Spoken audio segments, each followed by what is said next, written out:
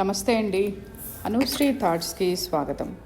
Stock market సిరీస్లో ఇవాళ మనం మాట్లాడుకోబోయే టాపిక్ మ్యూచువల్ ఫండ్స్. ముందు వీడియోలో డీమ్యాట్ అకౌంట్ గురించి తెలుసుకున్నాం కదా. ఇవాళ మ్యూచువల్ ఫండ్స్ గురించి తెలుసుకుందాం. మ్యూచువల్ ఫండ్ అనేది పెట్టుబడి సాధనాల్లో ఒకటి. మనమే స్టాక్ మార్కెట్లో డైరెక్ట్గా షేర్స్ కొనడానికి సంశయించేవారు మ్యూచువల్ ఫండ్స్ని ఎంచుకోవచ్చు. మనమే స్టాక్స్ డైరెక్ట్గా కొనడం కంటే డబ్బును ఒక ప్రొఫెషనల్ ఫండ్ మేనేజర్ ద్వారా ఇన్వెస్ట్ చేయటం చాలా మంచిది. భారతదేశంలో మ్యూచువల్ ఫండ్స్ను securities and exchange board of India SEBI నియంత్రిస్తుంది. ప్రపంచంలో ఇటువంటి అసెట్ మేనేజ్మెంట్ సంస్థలు చాలానే ఉన్నాయి. World wide biggest asset management సంస్థల్లో కొన్ని BlackRock, Fidelity Investments etcetera. ఇటువంటి సంస్థలు లక్షల కోట్ల రూపాయల పెట్టుబడులను నియంత్రిస్తున్నాయి. ముందుగా మ్యూచువల్ ఫండ్స్ వల్ల అడ్వాంటేజెస్ ఏంటో తెలుసుకుందాం. Professional management. ఇన్వెస్ట్మెంట్స్లో నిపుణులైన వారు మన డబ్బును డైవర్సిఫికేషన్ పద్ధతిలో ఇన్వెస్ట్ చేస్తారు.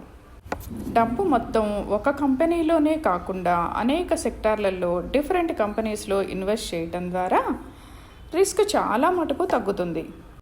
ఇక్కడ మ్యూచువల్ ఫండ్స్లో రెండు రకాలుగా మనం ఇన్వెస్ట్ చేయొచ్చు. అవి సింగిల్ టైం ఇన్వెస్ట్మెంట్, రెండోది సిప్ సిస్టమాటిక్ ఇన్వెస్ట్మెంట్ ఫండ్. చిన్న అమౌంట్తో ప్రతి నెల మనం సిప్ని పే చేయొచ్చు. అంటే మనం బ్యాంక్లో రికరింగ్ డిపాజిట్ ఆర్డీ కడతాం కదండి, అలా అన్నమాట.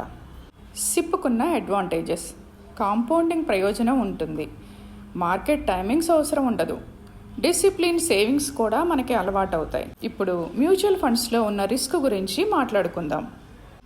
ఆర్బీఐ వడ్డీ రేట్ల ప్రభావము, stock market up and downs and inflations and geopolitics also.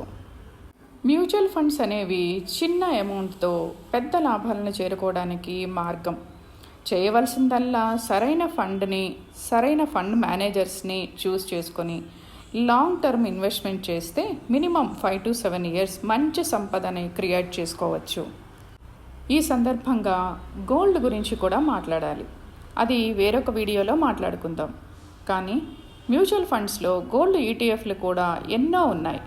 గోల్డ్లో ఇన్వెస్ట్ చేయడం మన భారతదేశంలో ఏనాటి నుంచో వస్తున్నదే కదా. రిస్క్ లేకుండా రిటర్న్ లేదు అనే అంశము స్టాక్ మార్కెట్లో అయినా మ్యూచువల్ ఫండ్లో అయినా గుర్తుంచుకోవాల్సిన ముఖ్యమైన విషయం. నమస్తే అండి.